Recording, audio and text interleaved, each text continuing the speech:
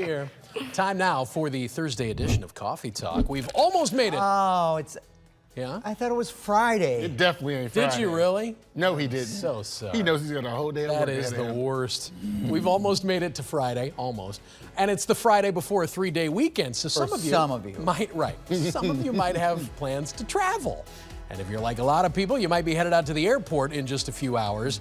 Today, expected to be the Memorial Day weekend, busiest flying day of Memorial Day weekend, as millions of people will hit the skies. Good. Even our own Lambert Airport. Get off the road. See an increase in travelers. What a nice shot, by the way. Sun shining there. It is. Some people taking advantage of the holiday to travel to see family, others using that extra day off, if you will, to take a vacation.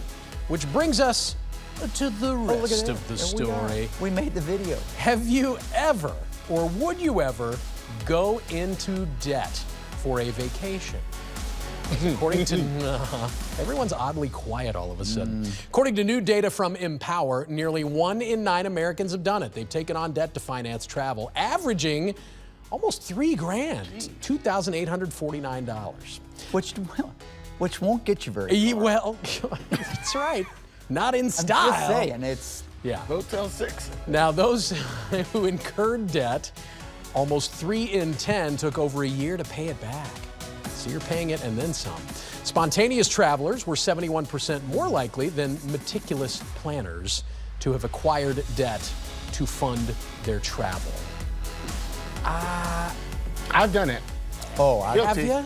absolutely. I always come back in debt. I mean, credit card debt. Well, but sometimes I'll pay it off, but there are times when it's just like, I'm gonna have to, suck it up and pay the interest for a couple of months because it's... Let it ride. Yeah, I think more so when I was younger. Oh, yeah. I definitely wasn't prioritizing what I should have been prioritizing. Well, you guys know I was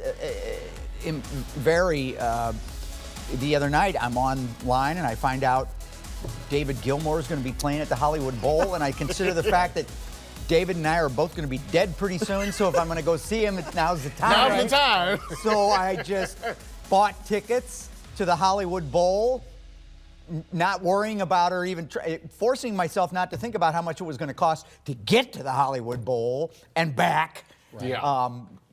Much less a T-shirt. But I mean, it's hard to not go. I mean, if you're living, we talk about living to paycheck to paycheck. I mean, we have pretty good jobs. Yeah. I don't know about you. I'm living to paycheck to Oh, no. paycheck. I'm paycheck to paycheck. Absolutely. I put $10 in the tank this morning. I was like, this will hold me till tomorrow. Yeah. The old too much month at the end of my money thing. Right. You know what I'm saying? Well, that brings us to our Facebook question. What are your plans for Memorial Day weekend? I want you to head on over to our Facebook page and share your answers with us. We're curious to know. All right. One person who was already at the airport this morning is Mark Reardon from 97.1 FM radio. Some of you also know him because he used to be on Great Day. However, while he was at the airport, he overheard a conversation between 2 TSA agents who he says were in their 20s and posted about it on X. He explains that one agent asked the other, "Do you have plans for the holiday weekend?" And the agent responded with, "Huh? What holiday?" The tweet stopped us in our tracks and had us wondering, how many of you actually know the reason behind Memorial Day? Not enough. People confuse Memorial Day and Veterans Day. Right, a lot. but they just call it Memorial Day with no idea of what it's all about. Memorial Day is Monday, is a day to honor U.S. military personnel who lost their lives while serving our country. This is why saying Happy Memorial Day and using the term celebrate is often frowned upon. Instead, perhaps use the phrases like, I hope your Memorial Day is meaningful. According to Axios, Memorial Day is not a day to thank a service member that is saved for Veterans Day, right? And Memorial Day is for remembering and honoring those who made the ultimate sacrifice. I try to say observe, but we celebrate our freedom. And I know that every one of those gravestones we just looked at, those guys and gals would want us to celebrate our freedom. Are you getting goosebumps? A little bit. I get a little choked up thinking about it. I mean, there are families that have made we think about the people that have made but we always talk about the family that's made the ultimate sacrifice. And I do think about that.